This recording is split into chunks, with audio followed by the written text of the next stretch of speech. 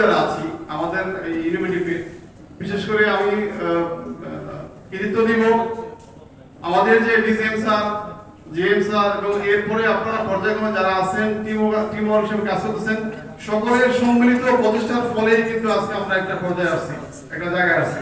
সুতরাং এই team spirit ধরে রাখতে হবে এবং সাপ্লাই চেইনে যে কথা বলা হয়, আমরা যখনই কোনো কথা বলি সাপ্লাই চেইন, এই সাপ্লাই চেইনের বিষয়গুলো আমাদের মাথা রেখে আগাইতে হবে, যাতে ভবিষ্যতে ইনোভেটিভের যে মানে উন্নতি, ইনোভেটিভের যে একটা মানে সফলতার যে ধারা আছে সেটা যাতে অব্যাহত থাকে।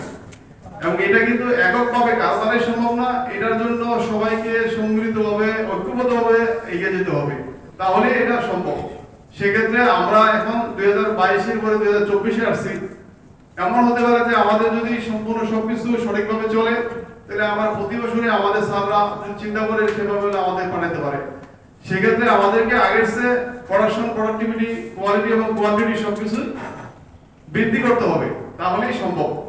তো সেক্ষেত্রে আমি সবাইকে ধন্যবাদ জানাই, সবাইকে আবারও ধন্যবাদ জানাই যে আজকের অনুষ্ঠানে উপস্থিত থাকার জন্য। এবং আমরা আমাদের অনুষ্ঠান শেষ পর্যন্ত আমরা আপনাদের কাছে সহযোগিতা চাই, আমাদের সহায়তা করবেন যাতে আমরা এই অনুষ্ঠানটা সুন্দর এবং সুষ্ঠুভাবে সম্পন্ন করতে পারি। ধন্যবাদ সকলকে। আসসালামু আলাইকুম। এরপরে শুভেচ্ছা বক্তব্য রাখবেন মোহাম্মদ আবুল কাশেম, এজিএম প্রোডাকশন।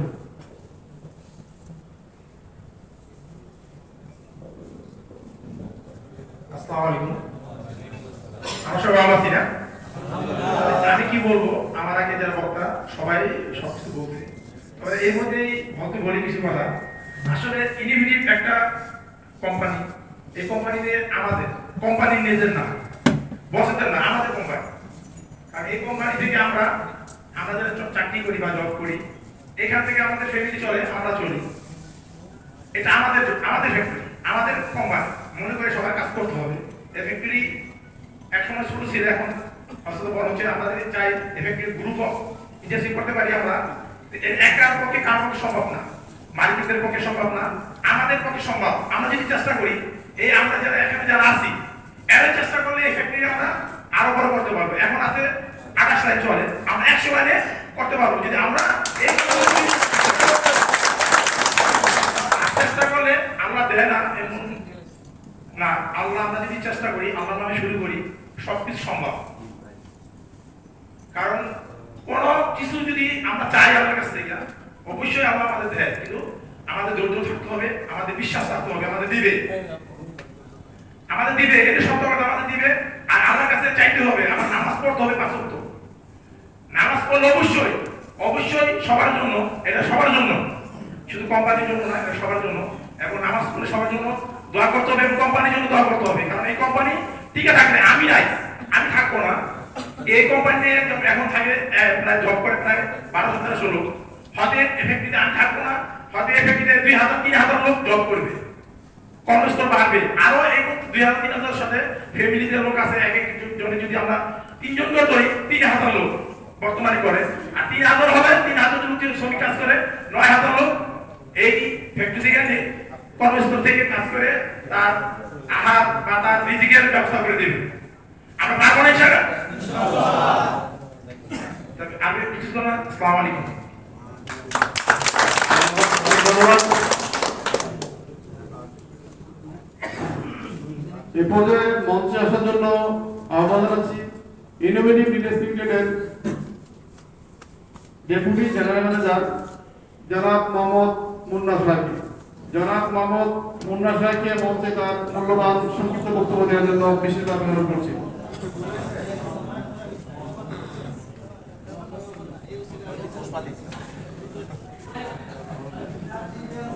আসসালামু আলাইকুম। বাস্তবতা প্রথম বলছে স্লিপ অফ টাং হইতেই পারে। আসলে বক্তব্য দেওয়ার অভিজ্ঞতা খুব কম, কাজের অভিজ্ঞতাটা একটু আছে। এখন যে কথাগুলি কাশিম বলে গেল, মোটামুটি সবাই বক্তব্যে সব কথাই বলছে, আসলে ওইরকম বলার কিছু নাই। তবে দু একটা কথা যেহেতু বক্তব্য দিতে আসছি, বলা দরকার।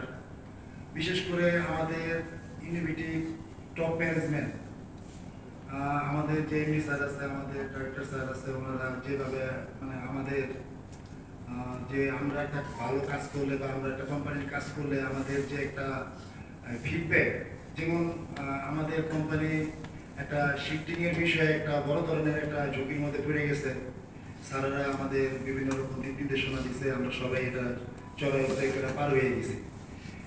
পরবর্তীতে কি করলো, স্যারেরা আমাদের একটা পিকনিকের আয়োজন করে দিল। এটা আমাদের প্রতি বছরই মোটামুটি হয়। তো আসলে আমরা যদি ভালো কিছু কোম্পানির জন্য করি, কোম্পানি কিন্তু পিছিয়ে নেই, কোম্পানি আমাদের চেয়ে আগে, স্যারেরা আমাদের চেয়ে মানে আগে। কিভাবে? যে আমরা এমপ্লয়ার, আমরা চাকরি করি, আমরা স্যালারি নিতেছি, কাজ করতেছি, আমাদের কাজ কিন্তু কোম্পানির সেভ করা, কোম্পানির উপরে নেওয়া। কিন্তু এই যে এই বিষয়গুলো স্যারেরা যে নোট করে আমাদের যে একটা এন্টারটেনমেন্টের ব্যবস্থা করে, সেটা কিন্তু বলা বাহুল্য। আর আরেকটা কথা না বললে নয়, আমাদের আসলে এই পিকনিকের যে ইস্যুটা মধ্যমণি, এটা হলো আমাদের সিএফও স্যার। প্রত্যেকটা পিকনিকের সময় এই সিএফও স্যারের মাধ্যমে আস্তে আস্তে জিনিসটা শুরু হয়। এই জন্য স্যারেরা আমার পক্ষ থেকে আন্তরিকভাবে ধন্যবাদ স্যার। আরেকটু কথা বলি, সেটা হলো আরো অনেক গার্মেন্টসই আছে বাংলাদেশে, ফুড গার্মেন্টস আছে। আমি আসলে ইনোভেটিভ যে বিষয়টা, গিভ অ্যান্ড টেক, আমরা ভালো কিছু করি, আমরা যেভাবে রেসপন্স পাই, আসলে অন্যান্য ফ্যাক্টরিও কিন্তু ভালো কাজ করে, রেসপন্স কিন্তু এই পরিমাণ পায় না। এটা আমরা মিলাই দেখতে পাবো, মিলাইলে বুঝতে পারবো। তো যাই হোক, সবাই সব রকম বক্তব্য দিয়ে গেছে। আমরা প্রোডাক্টিভিটি দিকে খেয়াল রাখবো, আমরা কোম্পানির দিকে খেয়াল রাখবো। এই কোম্পানি ঠিক থাকলে আর যদি বড় হয় আরো কর্মসংস্থান বাড়বো। হ্যাঁ, তো আসলে প্রথমেই বলছি বক্তব্য দেওয়ার অভিজ্ঞতা কম। তো সবাই ভালো থাকেন। আমার বক্তব্য বলে শেষ করছে। আল্লাহ হাফেজ।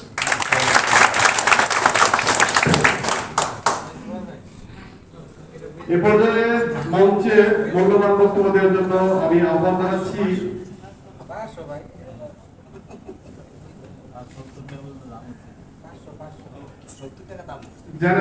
সম্মানিত ইনোভেটিভ রেস্টুরেন্টের সম্মানিত জেনারেল ম্যানেজার গোলাম হোসেন স্যারকে। আচ্ছা, স্যার শারীরিক অসুস্থ, আমরা এই পর্যায়ে যাব আমাদের ইনোভেটিভ রেস্টুরেন্টের সম্মানিত সিএফও স্যারকে স্যারের মূল্যবান বক্তব্য দেওয়ার জন্য মঞ্চে আহ্বান জানাচ্ছি।